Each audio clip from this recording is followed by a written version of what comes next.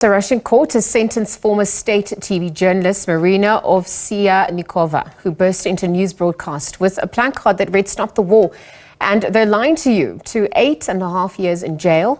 Ovsyannikova was found guilty of spreading knowingly false information about the Russian armed forces, according to a statement posted by the court on Telegram. Ovsyannikova fled Russia with her daughter for an unspecified European country just a year ago after escaping from house arrest. She was sentenced in absentia earlier today. Meanwhile, protests took place in front of NATO's military base in Kalkar, southwestern Germany, against the military alliance's fueling of Russia-Ukraine tensions. The demonstrators expressed their opposition to NATO's military confrontation policy and also urged it to stop involvement in the Russia-Ukraine conflict. But the protesters were concerned that NATO's military presence in Kalkar may lead to the city's involvement in the conflict. So we're going to take this discussion further, looking at the ongoing Ukraine and Russia conflict. And for this, we're going to be joined via Teams by international relations analyst, Prof. Gilbert Khadiagala. Prof. Gilbert, good afternoon. Thank you for your time with us here on the SABC. Good afternoon. Prof, so day 588 of the Ukraine-Russia war, and at this point we're questioning whether there's still enough drive and will to continue the war, looking at the World Trade Organization countries. What are you observing on that front? You know, the big story now is that the war has reached a moment where there could actually be a big breakthrough if the parties are willing to make that commitment to a peace process. Because Ukraine has been having this counteroffensive since about June. And that counteroffensive made some progress in the initial phases, but it's now beginning to look like they are not doing as well on the military field as they were supposed to be doing. And that has actually emboldened the Russians, who seem to be getting much more stronger on the battlefield. So what happens in those kinds of scenarios is that if a weaker party begins to lose ground, they should actually probably sue for peace. And therefore, I see a scenario where the peace processes that were put in place in May and June and July can now be scrambled, in fact, to break the stalemate that is occurring right now. Russia is not doing as well, but it's doing much better than Ukraine is doing.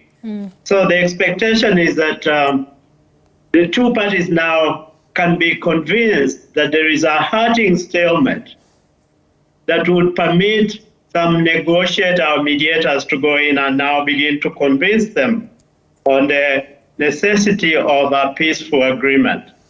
Whether that is going to happen or not, we don't really know. We'll have to wait in the coming few weeks. Absolutely. Prof, thank you for those sentiments. I also wanted to look at the issue of funding. Wars are fueled by access to funds, and it seems that countries who support the Ukraine, such as the USA and its NATO allies, are beginning to question the funding that is being provided to the Ukraine, also citing that they are also running out. What are you observing on that front? The issue around funding actually comes out of the congressional decision last week in the US not to include Ukraine in the current budget between now and November. And Ukraine is really going to be affected by that because they only have a few weeks to use the kind of weapons that were given already by the United States. So that's going to be a very weakening the position of Ukraine on the military side. The expectation, of course, is that when Congress meets from next week, if they can resolve the impasse about the speaker, Ukraine will get back to the funding debate, so that when they have a final agreement on hopefully a final next year's budget, they can have Ukraine funding back there. On the European side, there is also growing pressure within NATO that, in fact, the resources are not there or they are not as forthcoming.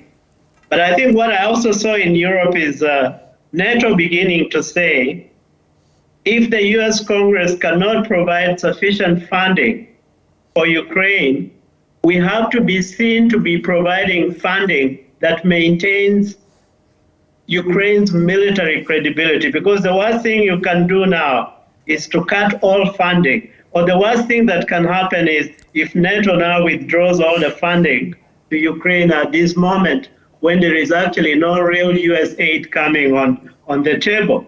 So Europe is scrambling to begin to look at whether they can in fact dig deeper into their pockets to provide some sustainable funding until the decision in the US is made on funding for Ukraine. But the picture looks very precarious, I think, for Ukraine at this moment. And that to me is also increasing the pressure on Ukraine to begin to think about maybe how we go back to the negotiating table with different terms, probably, with more favorable language in terms of what is it going to sell to the Russians, and then how are the Russians going to respond? Well, Prof, speaking about the stalemate that you alluded to, what is going to be the impact of the peace talks led by the African countries then a little earlier on this year in relation to the dynamics unfolding, fostering the peace process that you say is nigh? The African peace process is still very much on the table. You remember that during the UN General Assembly debates, President Cyril Ramaphosa said it very clearly in that statement that South Africa believes that the peace initiative still has a life of its own. And then what I saw early this week are attempts by some European countries, particularly Denmark, to go back to the drawing board, because you remember that Denmark was trying to mobilize a number of countries, even Saudi Arabia, to come up with more energy towards a peace process that combines the African peace process, but also what Ukraine came up with as its own peace process. So what we need now is the coalescence of the African peace process plus the Ukrainian suggestions plus another third actor that can come in, and there are many. You remember there was a time even when the Chinese were coming on board with their own proposal. All these proposals speak to issues around peace. I think if there is a momentum towards renewed peace initiative, the African Peace Initiative can just be one of the initiatives that the Ukraine and Russia begin to negotiate and to debate over. Because, Prof, ultimately there have been casualties of this war, and there's a growing humanitarian crisis as well in the Ukraine. We heard some reports about schools in Europe saying that they're struggling to accommodate children who fled the conflict.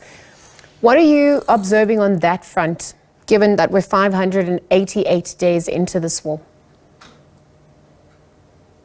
The humanitarian crisis remains very dire, and particularly the problem around humanitarianism, lack of access to humanitarian agencies during this very war. And Ukraine has also pointed out very well that the issue around children is a big humanitarian issue, and it needs to be prioritized. The reunification of children who are abducted ostensibly by Russian forces.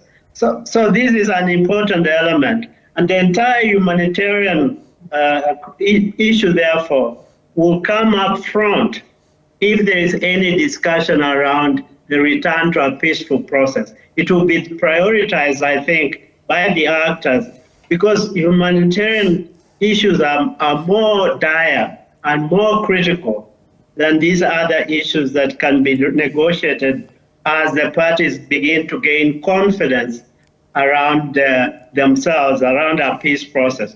So I see the issues, the conflict has deteriorated. Anytime you are fighting and anytime you don't see the end to the conflict, the issues around humanitarianism become very, very dire. And therefore it's important that we address it, or the parties address it, and their mediators will be coming to renegotiate that agreement.